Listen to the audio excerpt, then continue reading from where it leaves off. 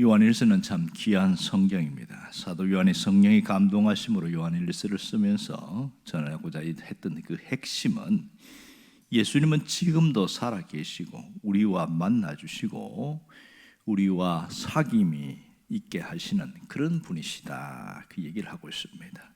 그래서 예수를 믿게 되어지면 우리의 형편과 상황에서 뛰어넘는 기쁨을 갖게 되어지는데, 그 기쁨은 우리의 신앙을 이기게 하는 굉장한 힘이 된다는 것이죠. 왜 기쁨을 갖게 되냐면 예수님을 알고 예수님과 동행하고 예수님과 살아가 있는 교제를 나누기 때문에 그 속에서 기쁨이 있게 된다, 그 얘기를 합니다. 특별히 예수님을 제대로 믿는 자에게는 두 가지 특징이 나타나는데, 하나는 거룩한 삶을 추구하며 살아가는 것이고, 또 하나는 형제를 사랑하는 삶을 살게 된다, 이렇게 말합니다. 이것이 신앙생활의 맛을 느끼는 것이 된다, 그렇게 말합니다. 오늘 요한이 요한일서를 기록한 목적에 대해서 우리에게 영생이 있음을 깨닫게 하려고 한다, 이게 목적이라는 겁니다. 영생, 그러니까 하나님께 연결된 생명, 영원한 생명을 갖게 한다는 것이죠. 그렇지만은 그리스도인 중에서 죄에 빠진 사람이 있게 되는데, 요한은 정말 이것에 대해서 상당히 가슴 아파하면서 그 죄에 빠진 성도를 위하여 기도하라, 이렇게 이야기합니다. 그러면 하나님이 그를 다시 건지시고 온전한 삶을 살게 해줄 거라고 말을 하고 있습니다. 그런데 오늘 18절에 보면 이해가 되지 않는 말씀이 나오고 있습니다. 여기 보면 하나님께로부터 난 자는 범죄하지 않는다, 이 얘기를 하고 있습니다. 이 말씀을 읽을 때 상당한 고민과 갈등을 할 수밖에 없습니다. 하나님께로 난 자는 범죄하지 않는다, 이 말씀에 전적으로 동의하기 어렵기 때문입니다. 어떤 면에서는 정반대의 현상의 삶이 우리 안에 남아있는데, 아니 범죄하지 않는다고 하는데 우리는 여전히 죄 가운데 있거든요. 그러니 낙심하게 되는 것이죠. 우리의 고민은 여기 있습니다. 예수를 믿어도 어쩔 수 없이 죄를 짓고 살게 되더라, 이것이 일반적인 시각입니다. 그런데 예수를 믿고서 죄를 짓지 않는다, 이런 얘기를 어떻게 받아들이겠는가 하는 것이죠. 설문조사를 해보면 예수를 믿어도 여전히 죄 짓고 산다는 쪽에 훨씬 표가 많이 나오고 있습니다. 왜 이런 말씀이 있는가 하는 거예요. 특별히 문제가 되는 것은 이 말씀은 16절 말씀과 상반된 내용이 되고 있기 때문에 그렇습니다. 하나님의 아들을 믿는 그리스도인들에게 하나님께로 난 형제라도 죄를 짓는다, 이렇게 16절에서 말하는 반면에 오늘 18절에서는 전혀 죄를 짓지 않는다, 이 얘기를 하고 있거든요. 그러면 16절과 18절을 어떻게 이해해야 되느냐, 그런 고민에 빠질 수밖에 없는 거예요. 겉보기에는 모순처럼 보이지만 실상은 모순이 아니라는 것을 알아야 합니다. 이 18절의 해결책은 의외로 굉장히 쉽습니다. 이것은 완전 무결을 말하는 게 아닙니다. 여기에서 나오는 범죄는 사망에 이르는 죄를 말합니다. 다시 말해서 용서받지 못하는 죄, 예수를 부인하는 죄를 말합니다. 그러면 16절에 나오는 죄는 뭐냐면 그것은 윤리적인 죄, 도덕적인 죄를 말합니다. 엄연하게 구분이 되어지는 것이죠. 우리는 예수를 믿는다고 하지만 육신을 갖고 있기 때문에 어쩔 수 없이 죄에서 완전히 자유로울 수는 없는 것이죠. 하지만 진정한 성도는 사망에 이르는 죄를 짓지 않게 되어집니다. 오늘 성경은 분명히 말합니다. 하나님께로서 나신 자가 그를 지키심에, 그렇습니다. 하나님께로부터 나신 자가 누굽니까? 바로 성도들이죠. 바른 신앙을 고백하는 자들입니다. 그런 자들을 지키신다, 이렇게 말합니다. 그러므로 하나님께로부터 난 자, 곧 그리스도인들은 예수를 부인하는 죄는 결단코 짓지 않는다, 이렇게 요약할 수 있습니다. 또한 악한 자가 그를 만지지도 못하게 한다, 이렇게 말합니다. 여기서 악한 자는 사탄을 말합니다.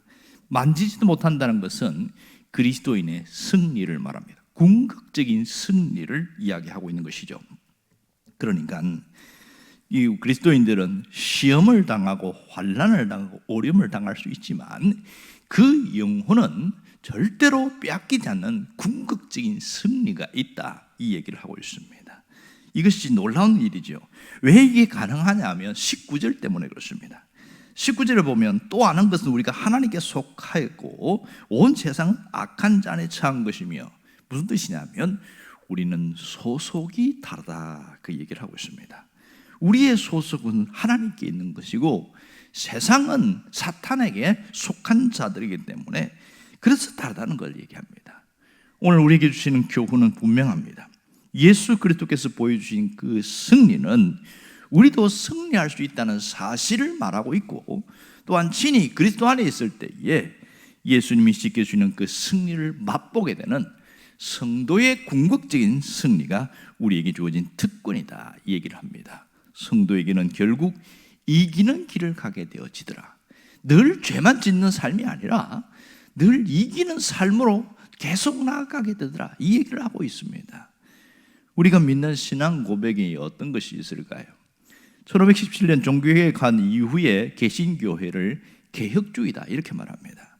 특별히 개혁주의 중에서 칼빈의 5대 강령이라는 것이 있었는데, 그것은 하나님 중심 사상의 기본 원리를 5가지로 나누는 것인데요, 특별히 구원과 관련된 부분에서 이 5대 강령은 굉장히 중요한 영향을 주었습니다. 그래서 첫 번째는 인간의 전적인 부패입니다. 인간이 구원받을 만한 조건이 아무것도 없이 완전히 부패한 존재다, 그런 얘기를 합니다. 두 번째는 무조건적인 선택입니다. 하나님이 선택해 주셔서 구원받는 것이지 내가 뭔가 의로움이 있어서 되는 게 아니다, 이렇게 말합니다. 세 번째는 제한 속죄입니다. 제한 속죄라는 것은 오직 구원받을 자에게만 속죄함이 있는 것이지 지옥 갈 자에게까지 그리스도께서 그들을 죄를 속한 것은 아니다, 그 뜻이죠. 그리고 네 번째는 불가항력적 은혜입니다. 복음을 들은 모든 자들은 성령의 역사로 궁극적으로 구원을 받는다. 하나님의 은혜가 주어질 때에 거부할 자는 아무도 없다. 이게 불가항력적인 은혜입니다. 다섯 번째가 성도의 견인입니다. 이 말은 성도의 궁극적 구원을 말하고 있습니다. 견인이라는 것은 굳게 참고 견뎌서 구원에 이른다. 예수 그리스도께서 우리를 궁극적인 승리로 이끌어 주신다, 이런 뜻을 갖고 있습니다. 결국은 그리스도인은 승리하게 되어진다. 오늘 28절 말씀은 바로 이 얘기를 하고 있는 것이죠. 성도의 견인, 궁극적인 승리가 우리에게 있다는 겁니다. 분명한 것은 우리가 예수님을 붙들고 나가면 죄만 짓는 삶이 아니라 승리하는 삶, 늘 이기는 삶으로 계속 향하게 되더라. 이게 놀라운 일입니다. 궁극적인 승리를 믿는 사람은 계속 이기는 삶을 살고, 죄에서 이길 수 없다고 생각하는 사람은 늘 죄책감 속에 빠지고 살고, 어느 길로 갈 것인가, 그것은 전적인 나의 선택에 따른 것입니다. 놀라운 것은 예수를 믿게 될 때의 또 하나의 특징은, 이 궁극적인 승리를 믿는 사람은 하나님이 우리에게 주시는 새로운 영적인 지각이 열린다, 이 얘기를 합니다. 그것이 20절 말씀입니다. 여기 20절 말씀 보면 우리에게 지각을 주사 참된 자를 알게 하신다, 그런 얘기합니다. 결국 그것이 참된 자가 누구냐, 하나님이시고 우리에게 주는 건 영생이다, 그 얘기를 합니다. 여기서 지각이라는 것은 지식을 말하는데, 하나님에 대하여 깨닫게 하고 신앙생활에 대해서 제대로 된 깨닫게 하는데, 이것을 관계적 지식이다, 하나님과 연결된 지식, 이런 표현을 쓰고 있습니다. 결국 영생이라는 것이 막연했는데 그것이 믿어지게 되어지고, 천국에 대해서 진짜 있는가 그런 생각했던 사람이 확신을 갖게 되어지고, 지옥에 대한 것도 분명히 알게 되어지는 그런 지각이 열린다는 것이지요. 이런 신앙적인 지각은 오늘로 끝나는 것이 아니라 내일의 삶에도 영향을 주게 되어집니다. 내일의 삶에 우리가 어떻게 승리할 수 있는지 확신이 없거든요. 하지만 하나님이 주신 이 관계적 지식, 지각을 주신 그것은 우리에게 하나님이 깨닫게 하셔서 승리하게 한다는 건 그 사람의 확신이 생기는 거예요. 그러니 현재의 삶 때문에 두려워하거나 무너지지 않는다, 그런 얘기를 하고 있습니다. 정말 이 하나님이 주신 지각 때문에 그 놀라운 지식이 우리를 새롭게 나가는 것은 분명합니다. 사람이 언제 변할까요? 철저한 깨달음이 있을 때에 사람은 변하게 되어 있습니다. 아무리 이야기를 해도, 아무리 좋은 말씀을 들어도 안 변하는 사람은 안 변해요. 그래서 그런 충격적인 얘기가 있잖아요. 예수를 믿어도 사람은 안 변합니다. 그 말을 부정할 수가 없어요. 그런데 어떤 분이 책을 썼는데 책 제목이 그래요. 예수 안에서 사람은 변합니다. 이렇게 써놨어요. 그 내용은 인간의 본성을 갖고 살아가는 사람은 안 변하는데 이 사람이 예수 안에 있게 되어지면 변하더라는 거예요. 그러면서 변한 사람에 대한 이야기를 쫙 써놨어요. 예수 안에 있는 사람 변하는데 그 과정에 뭐가 있냐? 철저한 깨달음이 있더라는 겁니다. 자신의 실수와 잘못 때문에 내가 이렇게 살면 안 되겠다고 탁 깨달아지는 엄청난 깨달음인데, 이걸 어려운 표현으로 성령의 조명, 이런 표현도 씁니다. 그렇게 다 깨달아지니까, 빛이 들어오니까 살 태도가 싹 달라지는 거예요. 또 하나는 말씀을 통하여 깨달아진다는 겁니다. 말씀을 통해서 내 의식이 새로워지기 시작하고 점점 달라지는 겁니다. 오늘 우리에게 주시는 깨달음은 무엇입니까? 그리스도인은 죄만 짓는 존재가 아니라 예수 그리스도를 통하여 승리하며 살아가게 되는 그런 존재다. 결국 성도의 궁극적인 승리가 우리에게 주어져 있다. 이 자신감이 있다는 거예요. 이 깨달음이 얼마나 중요한지 모릅니다. 유명한 교육자 중에서 팀 한셀이라는 사람이 있는데, 이 사람이 열정 성공 리더십 이런 책을 썼습니다. 책이 그 내용을 보면 이런 내용이 있는데, 10년 만에 친구를 만난 이야기를 하면서 이 친구가 갑자기 보니까 깜짝 놀란 거예요. 그전에도 예수를 믿었는데 그냥 대면대면하고 뭐 비슷한 거죠. 그런데 사람이 변했어요. 어떻게 변했냐? 얼굴이 확 달라졌어요. 그리고 하는 말이 너무 다른 거예요. 말에 힘이 있고 자신감이 있고 비전이 있고 뭔가가 달라졌어요.